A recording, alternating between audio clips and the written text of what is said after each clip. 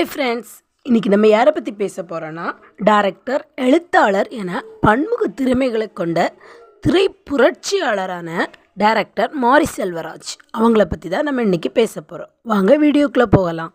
எந்த ஒரு சினிமா பின்னணியும் இல்லாமல் சினிமாவில் நுழைஞ்ச பிரபலங்களில் ஒருவர் தான் நம்மளுடைய டைரக்டர் மாரி செல்வராஜ்.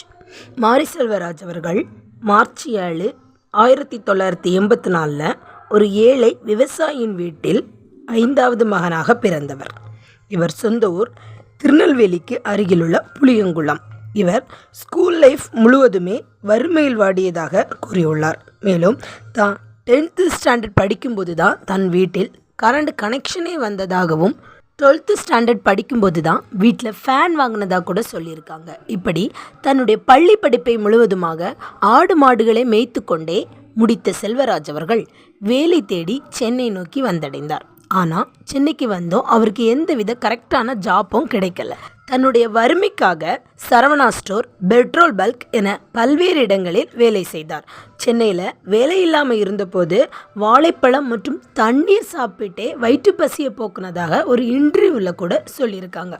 இப்படி இருந்த செல்வராஜ் அவர்களுக்கு சினிமாவில் மீது இன்ட்ரெஸ்ட் வரவே ஒரு இடத்துல ஆஃபீஸ் பாயாக வேலைக்கு சேர்ந்தாங்க. அங்கே ராம் சாரை சந்தித்து டைரக்டர் ராம் கிட்ட 10 வருடங்களுக்கு மேலாக உதவி இயக்குனராகவும் பணிபுரிந்தார். மேலும் செல்வராஜ் அவர்கள் தாமிரபரணியில் கொல்லப்படாதவர்கள் என்ற சிறுகதை தொகுப்பின் ஆசிரியர் ஆவார். இவரின் மற்றொரு படைப்பான மறக்க நினைத்தேன் தொடர் ஆனந்த விகடனில் வெளிவந்தது மக்களிடையே வரவேற்பு பெற்ற தொடராகும். இவை அனைத்திற்குமே காரணம் சிறு வயதிலிருந்தே தன் தந்தை ஊரில் சாமியாடி குறி சொல்வதை கேட்டு வளர்ந்ததே என மாரி செல்வராஜ் அவர்கள் ஒரு இன்டர்வியூலையும் சொல்லியிருக்காங்க. இவர் முதலில் டைரக்ட் பண்ணினது பரியேறும் பெருமாள்ங்கிற மூவி தான். இந்த மூவி 2018 திரைக்கு வந்தது. மீடியாவில் பரவலான வரவேற்பையும் இந்த மூவி பெற்றிருந்தது. மேலும் இந்த மூவிக்காக ஃபிலிம்ஃபேர் அவார்டு மற்றும் இயக்குனருக்கான ஃபிலிம்ஃபேர் அவார்டு போன்றவைக்கு இந்த மூவி பரிந்துரைக்கப்பட்டது. இவர் நெக்ஸ்ட் மூவியான கர்ணன் மூவி 2021 வெளிவந்தது. இந்த படத்தை மாரி செல்வராஜ் அவர்கள் எழுதி டைரக்ட் பண்ணாங்க.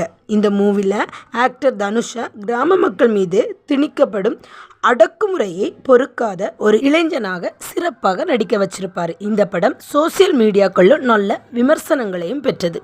அடுத்ததாக இவர் எழுதி இயக்கிய மாமன்னன் மூவி இந்திய தமிழ் அரசியலில் பரபரப்பூட்டும் திரைப்படமாக அமைந்தது.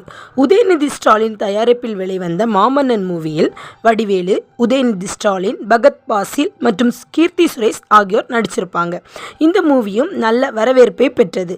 பரியேறும் பெருமாளாக இளம் வயதில் வறுமையோடும் வாழ்க்கையோடும் போராடி தனக்கிருக்கும் நியாயமான உரிமைகளை கேட்கும் கர்ணனாக போராடி அதனை மற்றவர்களுக்கு கிடைக்க வேண்டும் என்று எழுந்து நிற்கும் மாமன்னனாக உருவெடுத்த டைரக்டர் மாரி செல்வராஜ் அவர்கள் தான் இந்த உயரத்திற்கு வந்த போதும் என்றுமே தான் டேஸ்ட்டுக்கு சாப்பிட்டதில்லை என்றும் பசிக்குத்தான் சாப்பிட்டுள்ளேன் எனவும் கூறியுள்ளார்.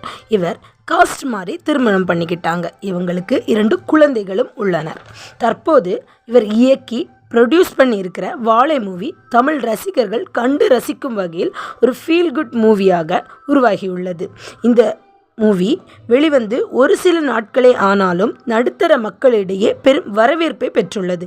மேலும் பல முன்னணி டைரக்டர்ஸ் அண்ட் அரசியல்வாதிகள் என பலரும் மாரி செல்வராஜ் அவர்களுக்கு வாழ்த்துக்களை தெரிவித்தவாறு உள்ளனர்.